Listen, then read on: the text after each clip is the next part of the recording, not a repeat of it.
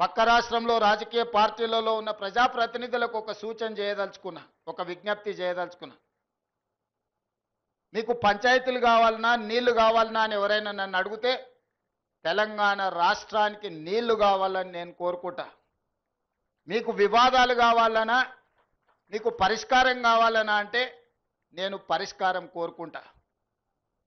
నీళ్ల వివాదం ముసుగులో రాజకీయ ప్రయోజనం పొందాలి అని మా ప్రభుత్వం, మా పార్టీ భావించడం లేదు. రెండు రాష్ట్రాల మధ్యలో ఉండే సమస్యల్ని శాశ్వతంగా పరిష్కరించాలి అని తెలంగాణ ప్రత్యేక రాష్ట్రాన్ని శ్రీమతి సోనియా గాంధీ గారు, కాంగ్రెస్ పార్టీ ఇచ్చింది.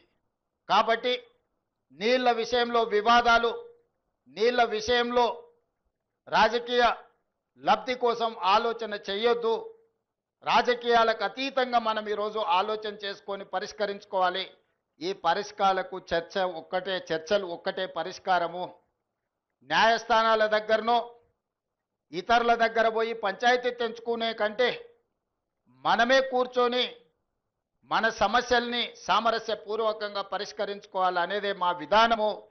పక్క రాష్ట్ర ముఖ్యమంత్రి గారికి నేను విజ్ఞప్తి చేస్తున్నా, కృష్ణా నదిలో ఉన్న మా పాలమూరు రంగారెడ్డి ఎత్తిపోతలు కావచ్చు, మా కల్వకుర్తి లిఫ్ట్ ఇరిగేషన్ కావచ్చు, మా డిండి ప్రాజెక్టు కావచ్చు, మా ఎస్ఎల్బిసి భీమా నెట్టంపాడు ప్రాజెక్టులు కావచ్చు, ఉమ్మడి రాష్ట్రంలోనే మంజూరైన ప్రాజెక్టులు.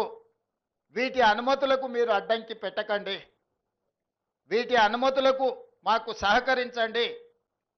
ఉమ్మడి రాష్ట్రంలో ఉన్నప్పుడే మంజూరైన ఈ ప్రాజెక్టులకు ఆంధ్రప్రదేశ్ రాష్ట్రం నుంచి అభ్యంతరాలు రావడం వల్ల ఎన్విరాన్మెంట్ క్లియరెన్సులు కానీ సిడబ్ల్యూసి క్లియరెన్సులు తెచ్చుకోవడంతో మాకు సమస్యగా మారింది. ఇవి రాకపోవడం వల్ల మాకు రావాల్సిన బ్యాంకులో నుంచి రుణాలు కానీ, కేంద్ర ప్రభుత్వం అందించాల్సిన సహాయం కానీ, యాక్సిలరేటెడ్ ఇరిగేషన్ బెనిఫిషియరీ ప్రోగ్రాంలో కేంద్ర ప్రభుత్వం 60% నిధులు ఇవ్వడానికి అవకాశం ఉన్న ప్రాజెక్టులు మాకు రావడం లేదు. దాంతో మాకు తీరని ఆర్థిక భారం మా రాష్ట్రం మీద పడుతుంది. ఇవన్నీ కూడా మీరు సహకరించండి. మీకేమైనా సమస్యలు ఉంటే కూడా మేము సానుకూలంగా ఆలోచన చేస్తాం.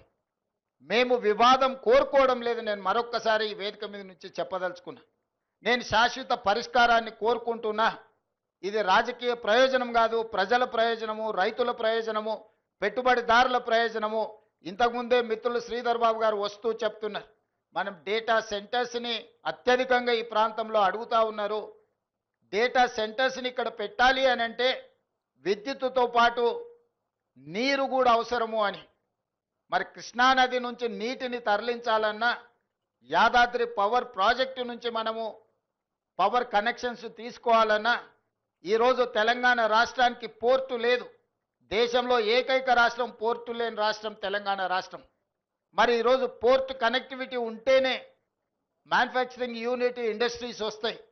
దానికి అందుకే మచిలీపట్నం పోర్ట్కి డైరెక్ట్గా భారత్ ఫ్యూచర్ సిటీ నుంచి 12 lane express highway with controlled access with railway కనెక్టివిటీతో ఈరోజు కేంద్ర ప్రభుత్వం నుంచి మనం అనుమతులు అడిగినాం. ఇలాంటి అభివృద్ధి జరగాలంటే పక్క రాష్ట్రంతో కూడా మనకు సయోధ్య ఉండాలి, పక్క రాష్ట్ర సహకారం కూడా ఉండాలి. పక్క రాష్ట్ర సహకారం లేకుండా, సయోధ్య లేకుండా మచిలీపట్నం పోర్టు కానీ, కృష్ణపట్నం పోర్టు కానీ పోర్ట్ కనెక్టివిటీ తెలంగాణ రాష్ట్రానికి రాదు. తెలంగాణ రాష్ట్రానికి పోర్ట్ కనెక్టివిటీ రావాలంటే పక్క రాష్ట్ర సహకారం ఉండాలి. అదేవిధంగా పక్క రాష్ట్రానికి కూడా అమరావతి అభివృద్ధి చెందాలంటే హైదరాబాద్ సహకారం ఉండాలి. నగరం అభివృద్ధి జరగాలంటే భవనాలు కడితే సరిపోదు. భవనాలలో వచ్చే పరిశ్రమలు, సాంకేతిక నైపుణ్యం ఉన్న సిబ్బంది కూడా అవసరం. వాళ్ళు హైదరాబాద్ నగరంలో ఉన్నారు.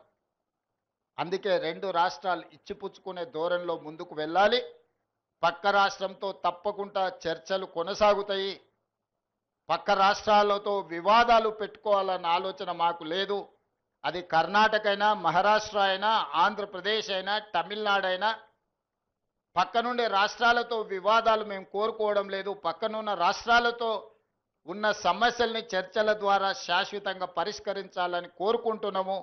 పక్క రాష్ట్రాలను కూడా ఒక అడుగు ముందుకు వేయండి. మీరు సానుకూలంగా ఒక అడుగు ముందుకు వేస్తే 10 అడుగులు ముందుకు వేసే తత్వం తెలంగాణ ప్రజలలో తెలంగాణ